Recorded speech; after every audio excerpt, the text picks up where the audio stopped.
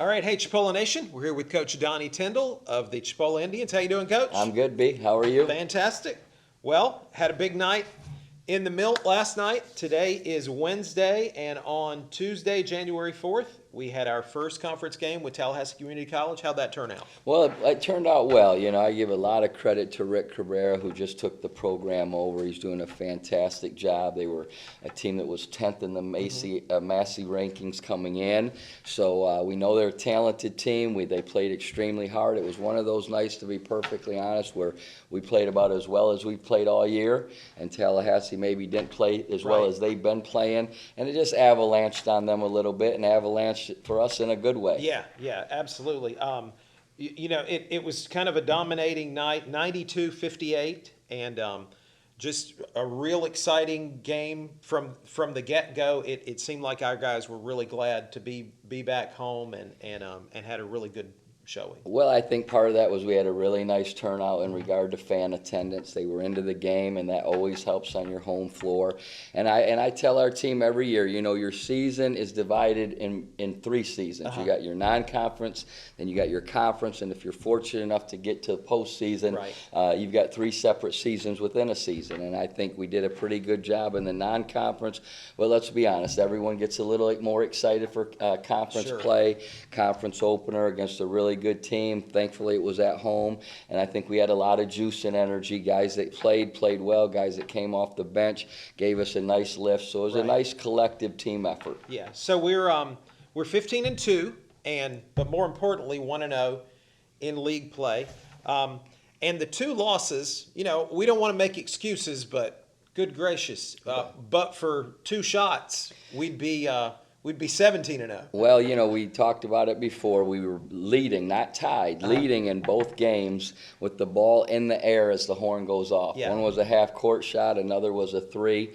We lost both games by 2, unfortunately. Yeah. But, sometimes you hate to learn any lesson through a loss, but in all actuality, most coaches will say it's probably a little easier to teach after a loss. Right. So hopefully we've learned from some of those things, although some of these guys, I don't know if they're ever going to learn. Right. But we're going to keep teaching and keep coaching, and hopefully it clicks. Yeah. So right now we're number 2 in the state poll behind Northwest, and we faced them Saturday night, and then we're number 6 in the national poll. We're averaging about 84 points a game this year, only giving up 61, which is a good number. Naquan Tomlin is leading us with about 14 points a game, and then we've got a really balanced scoring attack. We've got 2 other guys in double figures. Shayon Davis, 13.5. Carlos Lemus, 10.5.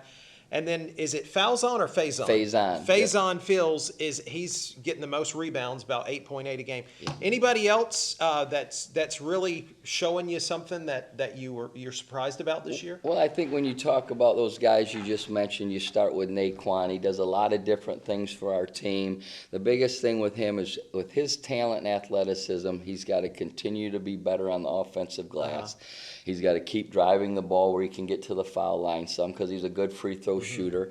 And then he's got to continue to be active in our press where he's so long and athletic. He should get more deflections and steals. But he is doing a lot of good things. And then Carlos Lemos, when you talk about Carlos, he's a guy we tried to move from basically a 2-guard to the point this year.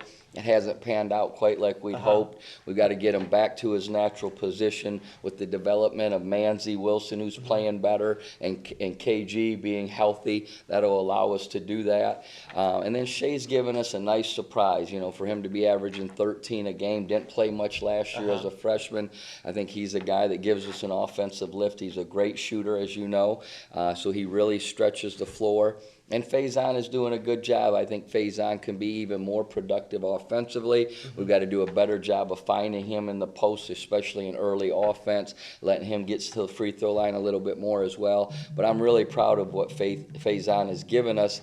And then last night, for the first time all year, Brian, we had our entire team healthy. Achor was back in the lineup. He played a little bit at the end, got 10 points and 3 or 4 rebounds in short minutes.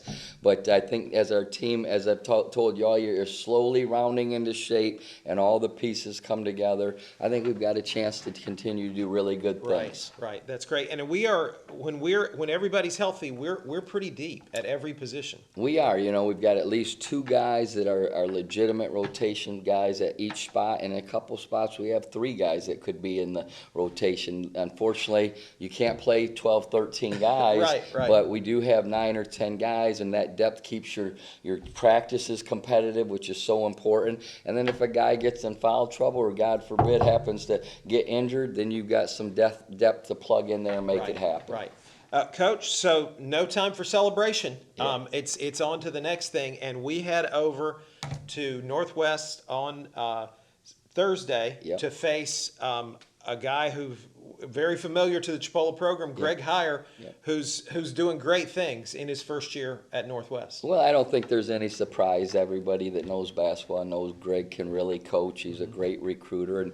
And Northwest Florida, other than the last couple years, has predominantly been one of the top 5 programs in the country. Right. So they're always going to be good. Greg does an outstanding job. They're a lot like us in the fact they don't necessarily have 1 or 2 go-to guys, but they got 10, 11, 12 really good players. So it should be a heck of a game. Yeah, absolutely. And then turn right around, come back here and face Pensacola.